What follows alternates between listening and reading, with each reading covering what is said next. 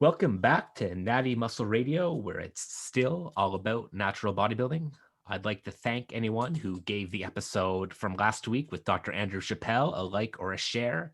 It's much appreciated, and it definitely helps me stay motivated doing these podcasts.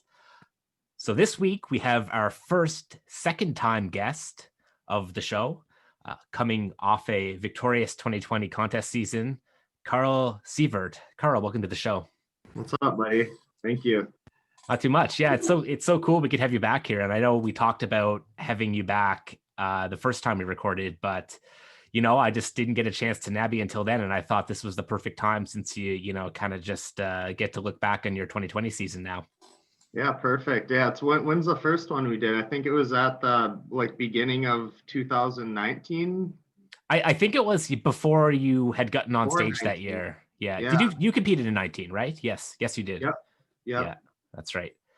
Yeah. And, I thought this would be a good follow-up and we just kind of actually take it from there. But first, I'm not doing this video podcast now. I'm going to share the screen here. I'm just going to show people your Instagram so they can get an idea of who you are. But this is Carl's Instagram here.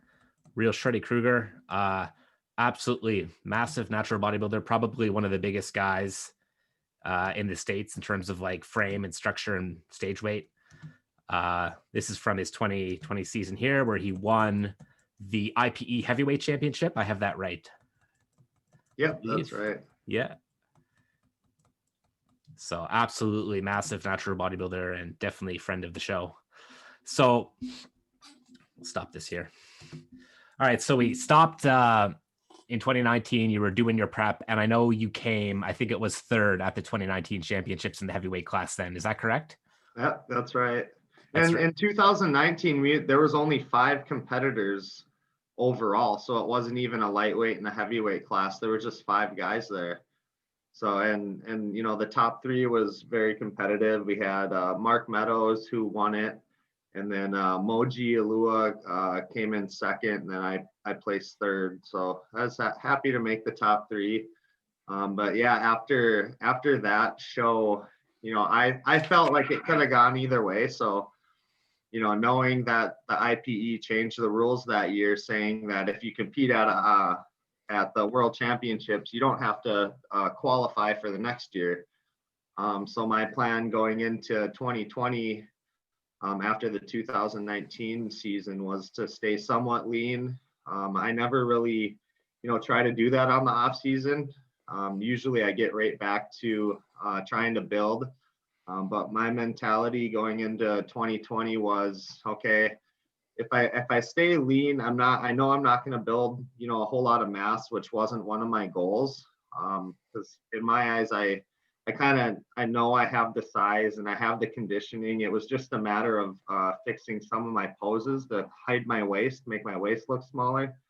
That's the feedback I got after 2019 was the judges said that, I had to hide my waist more. So I practiced a lot, vacuuming, and especially like on my side pose and my front poses, just, keeping all the air up in my chest and really trying to suck in the stomach. So how did you find the experience of like trying to stay a little bit leaner in the off season versus your typical, like, just kind of like get big and put on size thing that you would normally do, which you were always, very successful with? How did you find it going through? Was it mentally difficult staying a little bit leaner, or was it pretty easy for you? So reverse dieting, in my opinion, I think that's tougher than the actual contest prep diet because you don't have something coming up. So there's really not a lot of sense of urgency to stay lean. So this year, or how I handled it was I would, have lower macros throughout the week, and then every weekend I would have whatever I wanted for 2 of my meals. So Saturday night I'd have whatever I want, Sunday night whatever I want. So those 2 cheat meals kind of helped a lot because mentally I knew during the week that I would, get to have some good food on the weekend, and that's what worked for me. But typically I like to, get right into it on the off season. That's when I've seen my biggest improvements, is when I take time off and don't worry about staying leaner during the off season. And so it feels really good right now because I haven't had like a true off season since after the 2017 season. So I did Worlds 2017, and then the next show I did was in 2019. So I like to do like an 18-month off season where I can really, bring up everything. Right on. What was your top peak end weight of the off season this year compared to previous years? Okay, so 2017, after that show, I got into my off season, and then when we started prep in 2019, I believe I was like 233 when I started my cut. And then after 2019, during that short time off, I allowed myself to get up to 215. I never went above that number. That was kind of my goal, was to stay a little bit leaner that off season, so I didn't have to diet quite as long. So yeah, that's how I went about it. About a 17-pound difference then. What's that? A 17-pound difference? Yeah. I mean, I gained probably like half my weight back that I normally do.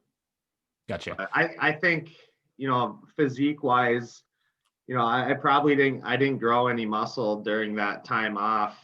Like I said before, my goal was to, keep all the muscle I had, come in lean like I usually do. And it was just a matter of fixing some of the poses and keeping my midsection tighter. When did you start your diet for the 2020 contest season? I believe I started the weekend after July 4th. So that was my last weekend where I got to eat whatever I wanted. And I remember I wanted to enjoy that holiday before I started my cut. So yeah, in July, beginning of July. 20 weeks or so? No, it was actually, I think I only did like a 16-week prep this year. And normally I do like a 20 to 24 week. Yeah. So it was a little bit shorter, but that was kind of the goal, was to stay a little bit leaner so I didn't have to diet quite as long. So how did you feel about the result of staying a little bit tighter in the off season? Like, how do you think it changed your physique coming into 2020?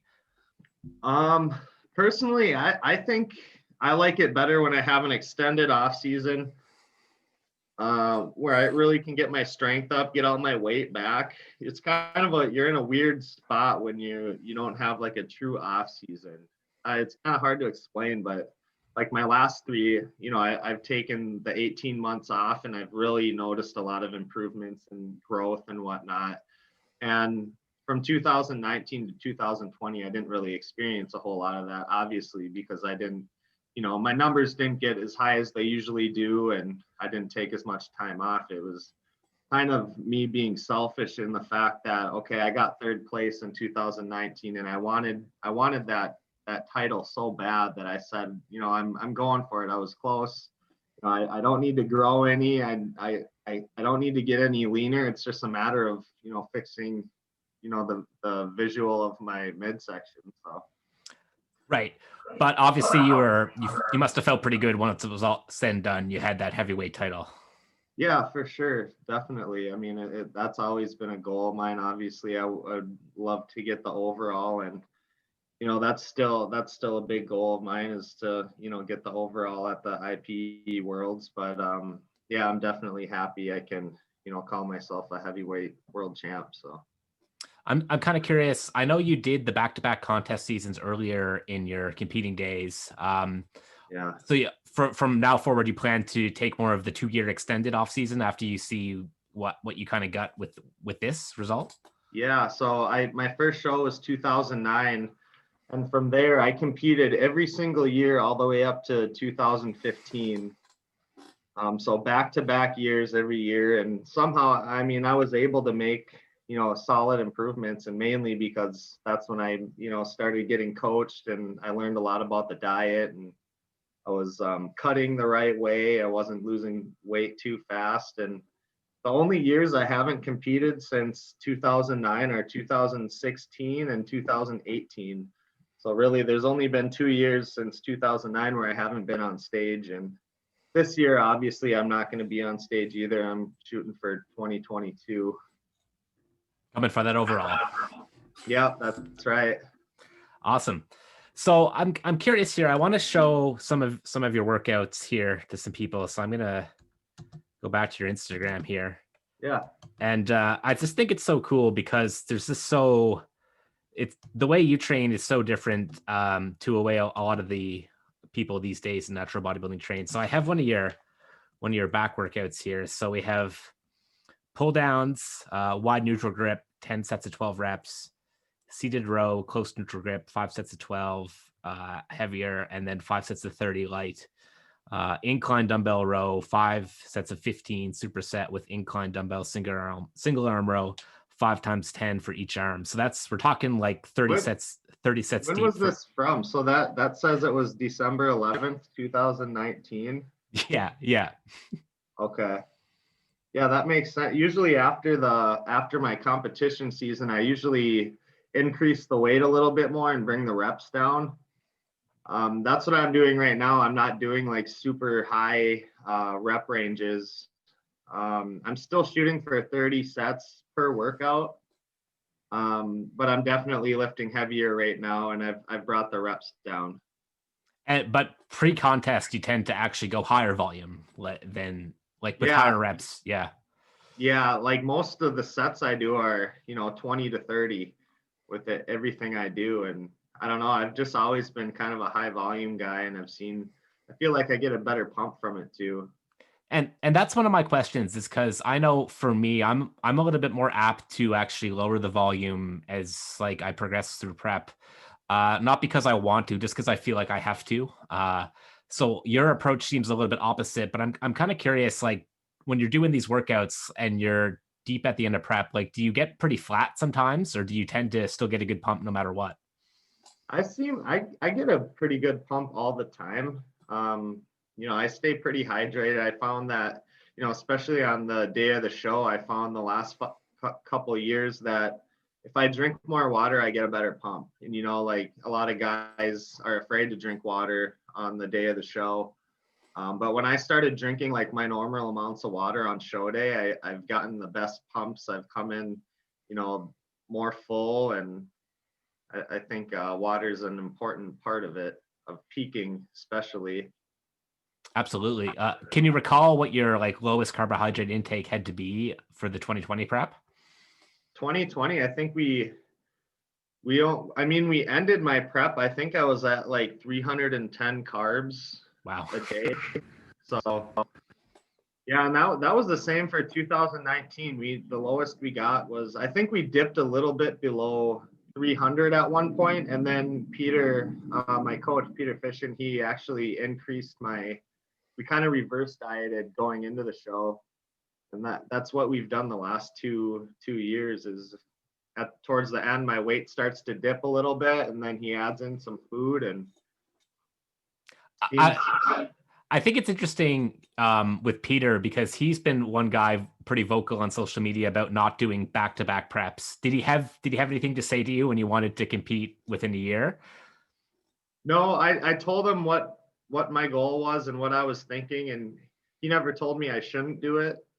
I mean, obviously, we both know that you're not going to make significant improvements if you're not, taking enough time off and getting your food up. And it was kind of like 2019 into 2020 is just totally different than anything I've really ever done, and definitely wouldn't recommend doing that. It was just, in my eyes, I had everything I needed, except there's one little thing that I can fix to make my physique look a lot better. And yeah, what a lot of guys think too is like, even if you don't take time off, you can make yourself look so much bigger just by posing a different way. Well, it's all an illusion. So in my case, that's what it was. Is I didn't need to build or get any more shredded. I just needed to fix that midsection a little bit more. I noticed too, like what I saw in your physique is the balance between upper and lower seemed to have less of a gap this time. Like I noticed because in 2019, I found that your lower body seemed to be a little bit like the balance from upper to lower. It's like your upper body was just like bursting out of the seams, and the lower body seemed to be not quite as balanced. Did you do anything to try and accommodate that? Because I felt like there was a lot more balance this time around. You thought there was more balance this year than in 2019? I think so, yeah. What do you Yeah, think? I don't know that. I mean, like I said, that could just be posing. Yeah. Because I mean, really, I don't know how much I grew. I mean, I was about the same weight this year as I was last year, and physically, I mean, I don't think I look too much different. It could just be the posing. Who knows? Right on. But I appreciate that. Did you find having the shorter prep being at only 16 weeks, did it seem a little bit easier mentally and physically towards the end, maybe having just fewer weeks in a deficit and kind of felt more manageable than previous years, or was it about the same? It was about the same. Really, there's no difference. It's, I had the same feeling I did at the end of my other preps. You're always, pretty low energy. And so that didn't really have too much of an impact. So when you're going through the end of the prep and you're doing these like 30 set like super high volume workouts, like does it ever cross your mind to to lower volume, or like you're just like, no, I can't succumb to that? Yeah, I guess, and maybe it's all in my head, but I feel like whatever I was doing, I need to continue to do Yeah. if it's working. And then actually, I think it was 2015 or 17, I tried to stay as heavy as possible the whole prep, and my volume wasn't quite as high as it was this year. And I feel like I saw better results when I tried to stay heavier, Absolutely. maybe keeping a little bit more muscle mass. In my opinion, I think I looked better in 2019 than I did this year, but that's just my opinion when I look at the pictures. But So you came up against Jason Brew in the overall here, and I remember watching this live when it was going on. It was pretty entertaining because it was kind of like apples and oranges. Like, Carl's like wider, more like bigger overall, and maybe Jason Brew's a little bit more balanced, and you guys were both peeled. So how did you see the comparison between you guys in the overall? I don't know. Like it's kind of, in my opinion, it's tough to judge a lightweight guy and a heavyweight guy. It's like judging a tank versus a semi. Like they're both big regarding their own height. I felt like Jason's legs are more balanced than mine. Like if you look at us from the front, he has less of a gap in between his legs there, and that's really been my main focus this off season is really blowing my legs up, because I've been lifting for 24 years now, and I've been lifting my upper body for 24 years, and I've only been training my legs consistently since 2010. So I figure that my legs have the most potential to grow out of anything, just because I haven't hit it as much as everything else. So this off season, I've been doing legs twice a week, which is something I've never done. So I'm really excited to see the progress I get out of that. What's your twice weekly leg workout looking like in terms of exercises? And if you divide them, do you do quads and hams both days, or quads one day and hams the other? I do everything both days. Um, I've been doing, I'm still doing a lot of German volume stuff, like the 10 sets. And basically the only things I'm doing for legs are, I'm doing barbell squats, which is something I've never done consistently. So that's cool. I'm doing leg press, hack extensions, dumbbell split squats, and then leg extensions and laying leg curls. So I'm getting double the sets in that I normally do for legs every week. So, I'm doing 40 sets of legs for both leg workouts. So I'm getting 80 sets a week for legs, and they're still a little bit sore that second day, but it's not anything I can't work through. And I've been seeing really good progress from it so far. My pants are fitting a lot tighter these days. Oh hey, didn't see you there. I just wanted to take a moment to tell you about my online coaching services. Team St. Jean Physique Consulting has been coaching a wide variety of clients since 2016. So if you maybe want to win one of these, or just shape up a little bit, go ahead and send an email to connorstjean@gmail.com, and I'll get right back to you with more information. All right, now back to the podcast. Awesome. Did you get any judges' feedback on the battle between you and Brew in the end, or did you just kind of not worry about what they had to say? Yeah, this year we didn't. Usually they have like an after party at Minsky's Pizza out in Kansas City. And 2017 and 2019, I went there because that's where the judges are. And I talked to them both years after those 2 seasons. And this year they didn't have that after party just because of like COVID and everything. So I never really talked to the judges about it. But yeah. Is this a picture too of you guys competing against each other earlier in your career? No, that's 2012 when I won my pro card. And I won the overall there. So that was the lightweight winner, or that was the short winner, and I was the tall winner. Oh, okay. So a similar overall comparison. Gotcha. Yeah. So he kind of looks like it could be Jason from the back there. That's what I thought it might have been. Yeah. Yeah. Awesome. So we're gonna go into some listener questions here. So for some points of discussion. So Cole Blint, we kind of touched on this a little bit earlier in the podcast, but we can go over it again to answer it the way he asks it. Cole Blint asks, what worked for Carl to continuously build mass for him year after year? I think that's just consistency, in my opinion. 24 years, Cole. What's that? I said 24 years, right? Yeah. You got to start young. I started actually lifting weights when I was 11.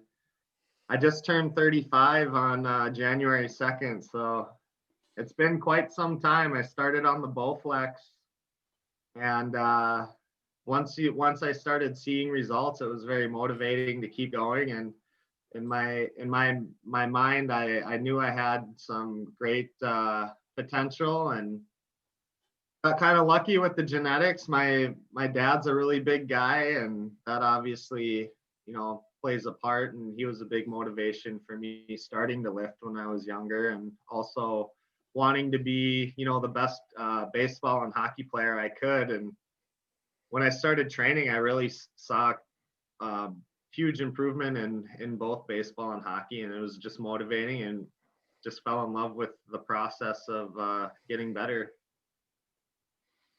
Right on. I'm curious, you're 6'1", is that correct? Yeah. And what's the heaviest you've ever been in the off season? Usually I get once I get to the mid 230s, it's really hard for me to gain weight. Right now I'm actually lower 240s. So this is the heaviest I've been, ever. Nice. And visually I still look somewhat lean. I posted a picture, I think it was yesterday, of my current physique on Instagram, and I'm not Shreddy Krueger right now, but I'm definitely not sloppy. The abs are looking a little blurry, but overall, I mean, you can still see some pretty good shape. You can see, the veins aren't all gone. I see a little bit of chest striation still, but I'm happy with my physique in the off season. I have no problem gaining weight, and it's never been an issue for me. I actually, I like how I look better in my clothes on the off season. I feel I look more like a bodybuilder, and just feels good to lift heavy, and looking forward to making improvements. What kind of caloric intake do you have right now to be in the low 240s? I'm in between 4,000 and 5,000 a day. I'm not meticulous like I am on during the contest prep, where I'm tracking every single macro. Right now on the off season, I have a rough estimate of where I am, and I try to hit my certain numbers for the day. And in my head, I know where I am after each meal, or about where I am. I've never been too picky on the off season, just basically making sure I'm eating enough to grow. Right on. I'm right there with you. I can eat as much as people need me to eat to gain that. It becomes a chore. It becomes a chore for real. On the off season, after you've been eating so long, it's you get to the point where you're full, and then you have to get to these certain macros, and you have to keep eating. And that's the tough part. As the longer your off season is, I think the tougher it is to get in those macros, unless you're taking in calorie dense foods. Where one trick I have people ask me all the time is, how do I get my calories up when I'm already full? And a really simple solution is, for example, if you're trying to get your fat up, I like to tell people to put like a couple tablespoons of like olive oil or flaxseed oil in with their shake. And 1 tablespoon of most oils is going to be like 14 grams of fat. So it's a really easy way of increasing your calories without actually having to consume too much more. Yeah, like food volume. And I know exactly what you mean, because I find for me that process is just so intuitive now to kind of match my food selection to my calorie intake. So once I'm getting to that 4,000 level, it's just like, okay, now potatoes no longer serve me. Now it's like bagels and pasta, and like easier to digest like fats, or to put down like olive oil, tablespoon of that, 15 grams fat, right? So that's easiest thing ever you could eat. It takes like 3 seconds, right? Right. A super easy way to get them up there. Yeah. All right, so another listener question here, repping Christ Fitness. Sorry, I don't know your real name, but he asks, what was your best personal look ever, and what did it mentally take to get there? I would say these last 2 years were my best looks. Obviously, every year you want to look better, and that's the goal, is to beat your previous best. And I don't know so the question again was, what does it take to get there? Mentally, what does it take? Mentally, I would say mentally, you have to want it. If you want something bad enough, you're going to do whatever it takes to get there. And obviously, when I say that, you have to do it the right way. You don't not being, not training. You have to train smart. You have to diet smart, and, just do what you can, control what you can, and do something better each year, change something. And that's what I've done, is I find something where, that I can improve from the year before. And this year it was really, holding my poses a lot longer. And I felt like that actually, made me come in harder. So posing and just holding the poses, I think that played a big role this year. When you look at me posing on stage this year, you can look in my face, and it was just like, I didn't look stressed at all. I was flexing as hard as I could, and my face looked pretty relaxed. And that had a big part to do with it, was posing every single night and holding them for, I ended every night holding my poses for 20 minutes. And in the years before, I came nothing close to that. So I'm really happy I put in that time. Absolutely. Another listener question we have, I'm going to butcher this guy's name, some European name. Mosaic asks, what's your advice on growing stubborn body parts? Hit them more often, for sure. And that's what I'm doing. I wouldn't say, my legs are stubborn or anything. Is just one of my goals is to, get them to their full potential. Like I think I have with my upper body, just because I've been training it so much longer than I have my lower body. But yeah, definitely hitting it more. Obviously doing it the safe way. I mean, don't do it every day, let the muscle recover, but hitting something, twice a week. Doing something 3 times a week becomes challenging, but I think twice a week with any given muscle group is doable. Awesome.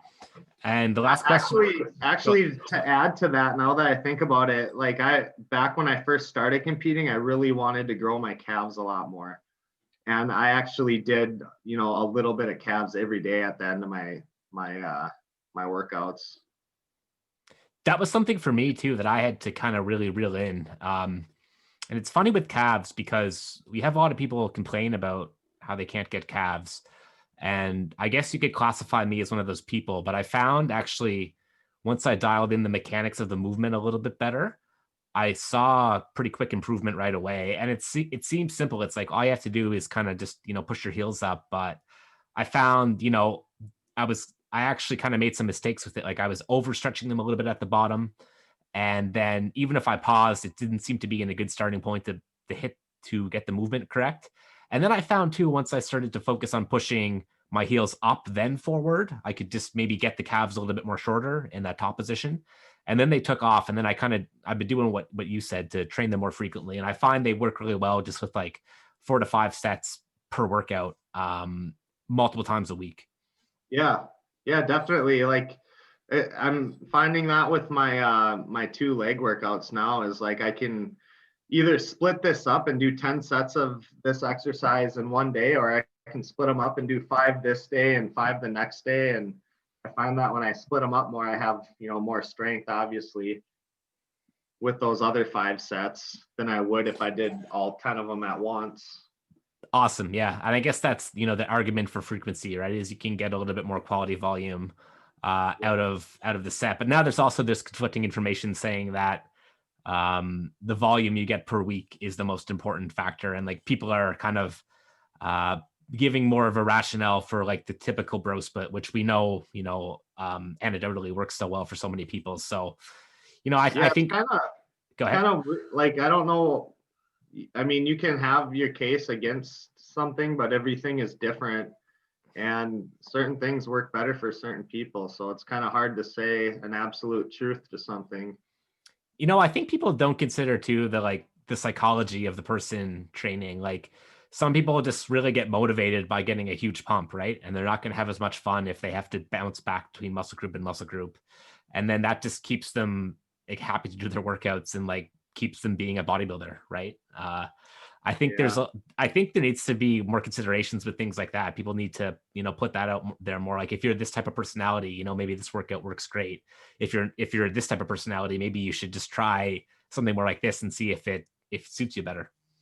Right. Yeah. It's a big thing is, finding something you actually like doing too. I think if you enjoy doing something, you're going to do it better. Absolutely. But in other cases, you have to like if you're not scared when you go to the gym, maybe you're not pushing as hard, or maybe you're not doing as much as you normally could, because, during my off season, especially on leg days, I'll get to the gym and be like, shit, I did this last week. So that means I have to do this week. I have to do more than I did last week. So you should be a little bit scared. I was going to ask that too. Do you still get anxious before workouts sometimes? Yeah, definitely. For sure. I mean, I feel like when I'm prepping, like especially this last year, I got to a point where you're not trying to increase the weight and you kind of doing, the same weight, the same reps as you get into the show, or at least I do. I try to keep my volume really high, but in the off season, it's a different story when you're, trying to go heavier and trying to make improvements and beating what you did the last week. So it's a little bit different. To get those last little bit of body fats off, this is one of my questions too. Did Peter have you do any cardio this year? No, we just, same as 2019, we just tracked my steps. So these last 2 seasons, it's the only 2 seasons I didn't do any, medium intensity or high intensity cardio. It was just all walking, and most of it's walking on the treadmill. In the summer in Minnesota, I'm able to walk outside a little bit more, but most of my walking was done on the treadmill. And I have a pretty sedentary job. I'm a farmer's insurance agent, so I'm sitting at work most of the day. So by the time I get to the gym, I'm only at like, we'll say 2,000, 2,500 steps for the day. So I'm doing most of my steps after my workout. So I usually had to walk on the treadmill for about 40 minutes when my steps were up to 9,000. So. I think that's a good way to do it. My experience in 2019 is I actually, being my own coach, I got kind of carried away with my step count and kind of just tended to use that more and more. And it kind of came, a lot of people say this too, it becomes a thing where you want to like just keep upping it and upping it. And I would actually have like 15,000 steps clicked off before I'd even get to the gym. And it really, I really think looking back, it affected my training quite negatively. So I think doing them after is like makes total sense, because if you are exhausted by the time you get into the gym, and like, I know steps, they seem like they aren't fatiguing, but just go on like a mountain hike. You know what I mean? See how good of a leg work, see how good of a leg workout you have after that, right? At some point, it's going to take away from you, right? Yeah, definitely. I guess I agree with what you're saying. I like to save, my energy for the actual training session, and because I know at the end I'll be able to walk, no matter what. Yeah. Yeah. Awesome. So actually, we're going to round the episode out with one last question that Repping Christ Fitness had. He asks, what has kept you focused after 20 years of lifting? I've always been a competitive person. I always want to, be the best I can be in whatever I do. And, I have big goals for, natural bodybuilding. And I think that's what keeps me motivated, is knowing that I can keep improving. That's what I love about natural bodybuilding, or bodybuilding in general, is there's no such thing as the perfect physique, but you can improve quite a bit year after year if you're doing the right things. You never get tired of it? You never like, I'm not sure if I want to do this anymore?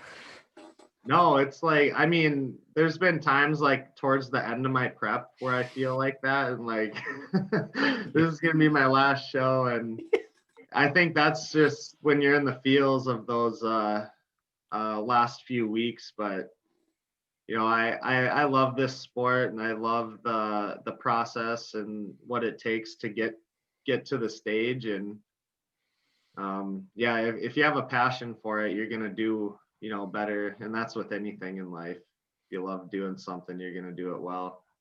I'm the same way too. At the end of contest prep, I'm like, not sure if this is going to be worth it anymore. And even in 2019, it's like the goal was to get a pro card. And I thought, after that, I could probably stop and be happy. But then, you accomplish the goal, and then it's just like, well, what's next? You got to try and do a pro show and see how you do, right? Exactly. It's like you get your pro card, and then once again you're the small fish in a big pond, and kind of have to work your way up. And as an amateur, you work your way up to get your pro card, and then you're one of the top amateurs, and then you get your pro card, and then you're kind of starting on the bottom as a pro. I guess for most people, some people are just genetically gifted. Like Sam Okanoa, I think he won his pro cards one of his very first shows, and then he gets into the pro ranks, and he's already considered a top pro. But I think for myself, it took me 7 shows to get my pro card, and it took me a few pro shows to be considered a competitive pro. And it's just a fun journey. It's a fun mountain to climb.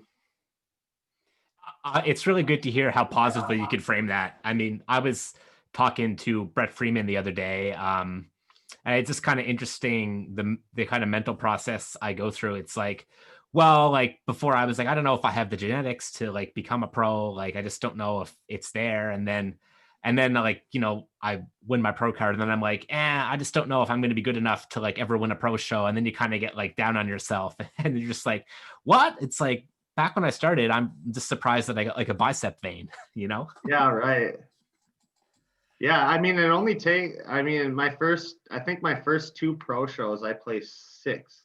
Wow. So I would always place in like the top half. And then it wasn't until 2015 I won my first pro show. And I think that gave me the confidence I needed to, know I could do well, and I can keep getting better. And you never had the attitude that the guys that were better for you, like, must be cheating somehow, right? No. Yeah. I know. That's how it works, man. Is bodybuilding's a crazy sport, and it's subjective, and just got to control what you can.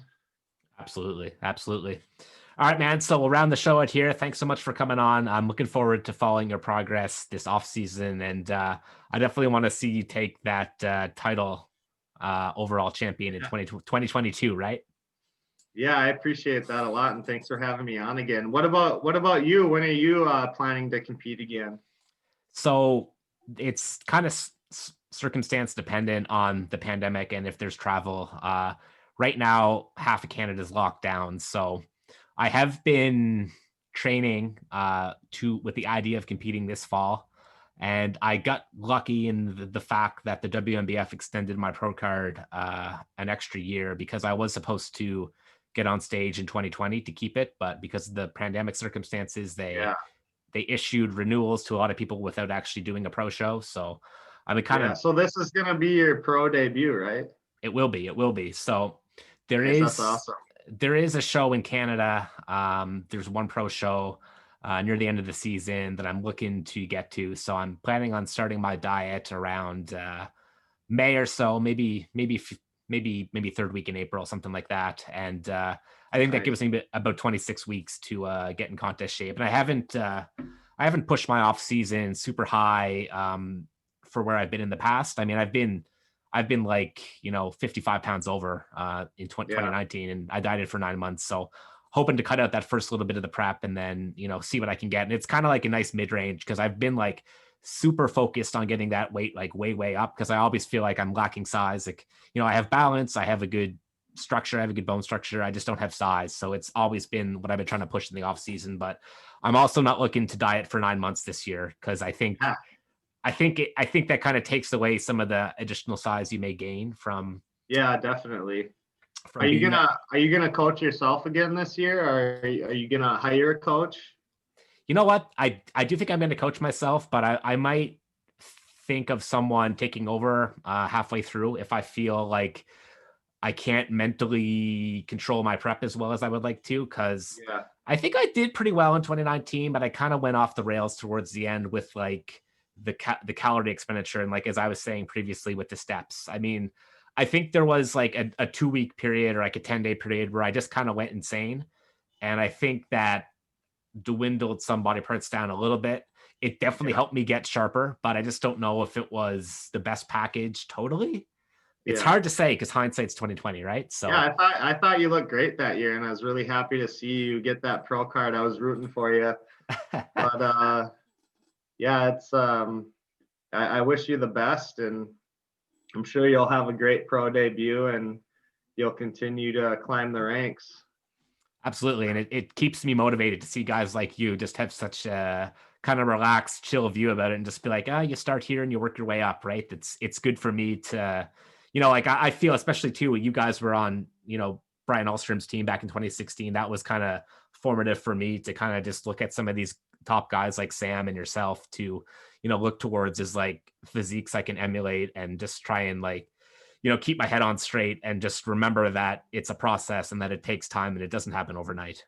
Yeah. And obviously we want, the results quick, but the cool thing about, it taking time to get to a certain level is once you reach that level, it's so much more special. You know what I'm saying? Like I was saying, it took me 7 shows to get my pro card. And if it takes somebody else 1 show to get their pro card, who do you think's going to appreciate it more? I know for myself, it was so special to get, because the journey before that, it took so long to get it. And that's how I kind of look at, these last 2 years too, is every time I do the world championships, I up a placing. So 2015, I got 10th out of 10 in the heavyweight class at the Yorton Cup. And then 2017, I got 4th. So I got that top 5. 2019, I got 3rd. This year I won the heavyweight class, and, basically a 2nd overall. So, a little bit more each year, and you keep at it, you'll get there. Absolutely. And then we'll get you back on the podcast 2022 after you win that overall. Yeah, I appreciate that. And another thing I was gonna say is, you did your own prep, and I've thought about doing my own prep before, but like, I'm such an overthinker about everything. I'd rather have somebody that I trust, like Peter or Brian, just tell me what to do, because I'm like a machine. You tell me what to do and I'm gonna do it. And I think it takes away a lot of the overthinking. But yeah, I was gonna recommend, if you're looking for somebody to get a hold of for that last part of your prep, I always recommend Peter to anybody. Awesome. Yeah, he's really got a host of really impressive athletes, especially these last few years. He's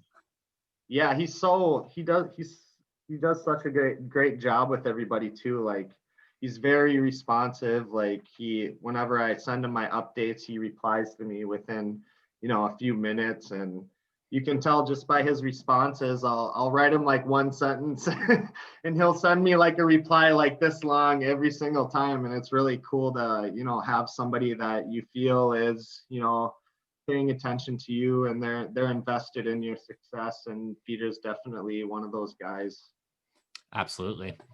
All right, man. So we'll say goodbye for now. For Natty Muscle Radio, we're out, and we'll see you again next week.